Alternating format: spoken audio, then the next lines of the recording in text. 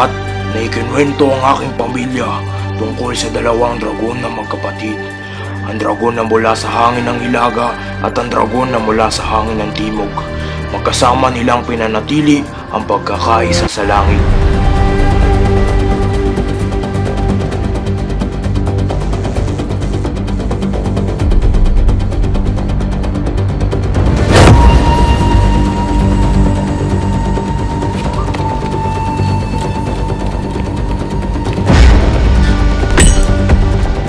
Sumalit, ang dalawang magkapatid ay nagtatalo kung sino ang mas mahusay mamuno sa kanilang lupain.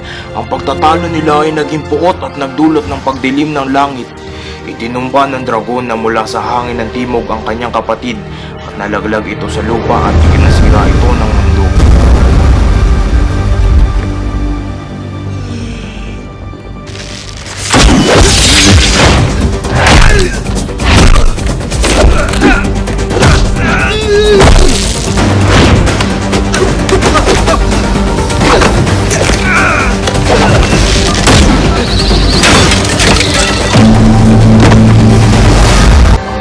Mula sa hangin ng Timog ay nagwagi, pero lumipas ang panahon at napagtanto niya siya'y nag-iisa. Ang tamis ng pagkapanalo ay tila nawala na parang abo.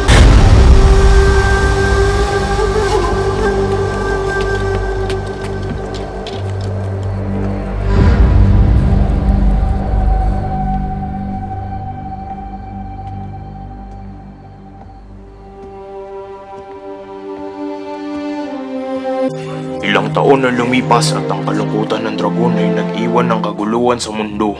Kalungkutan at pait ng damdamin na lang ang nararamdaman niya. Isang araw, may hindi kilalang tao ang nagtanong sa dragon, "O Panginoon Dragon, bakit ka takot na takot?" Ang dragon ay sumagot, "Naghahanap ako ng kapangyarihan. Napatay ko ang aking kapatid at nang nawala siya, parang ako'y nawala na din." Ang taong di kilala ay tumugon, "Sinugatan mo ang iyong sarili, pero kailangan mo magpagaling. Maglakad sa mundo gamit ang iyong mga paa parang ako. Bigyang halaga ang pagpapakumbaba. Pagtapos, mahahanap mo ang kapayapaan."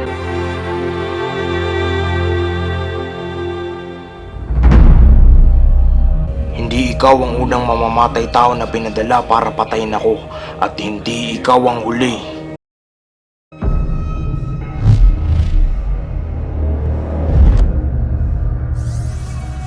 Ikaw ay pinanganak para pumunta sa Shimada Castle, ang bahay ng iyong mga kalaban. Nakatira rin ako dito dati. Hindi ba sinabi ng mga katasay kung sino ako? Kilala kita, Hanzo. Alam ko pumupunta ka dito taon-taon sa parehong araw.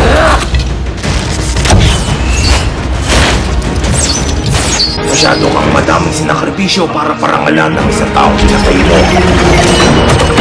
Wala kang alam sa kung ano totoong nangyari.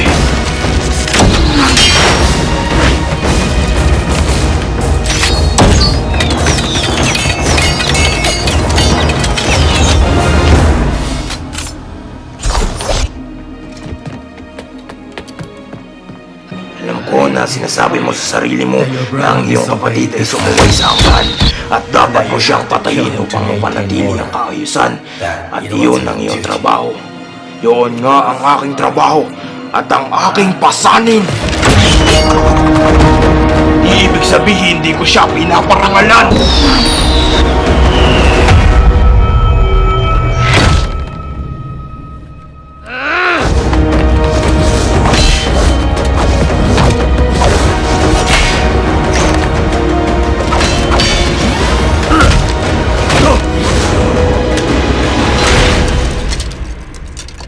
Tingin mo pinaparangalan mo ang iyong kapatid sa pagbibigay ng insenso?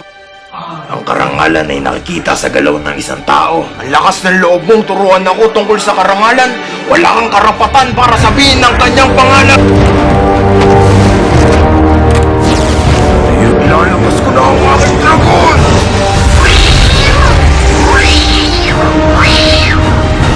Meron akong mas malaking dragon!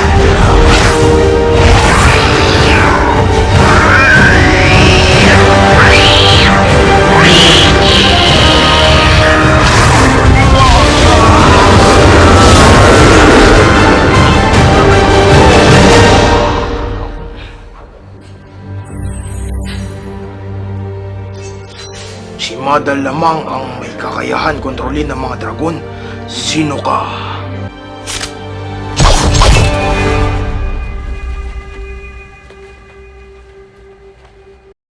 Gawin mo na. Patayin mo na ako. Hindi. Hindi ko pagbibigyan ng kagustuhan mong mamatay. Mayroon ka pang layunin sa buhay na to, kapatid. Hindi. Paano? Ang kapatid ko ay patay na.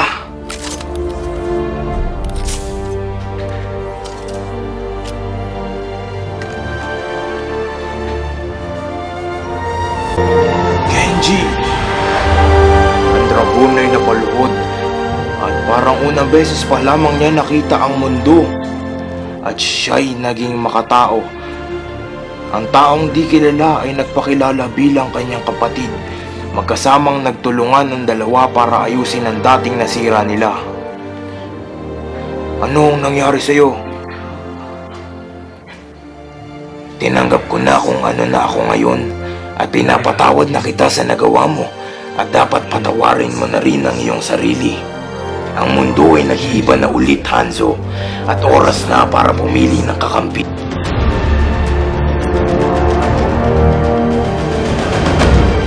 Hindi katulad ng mga kwento na sinasabi sa atin ng ating ama at totoong buhay. Isa kang tanga para paniwalaan to. Marahil ako ay tanga para isipin na may pag-asa pa para sa iyo.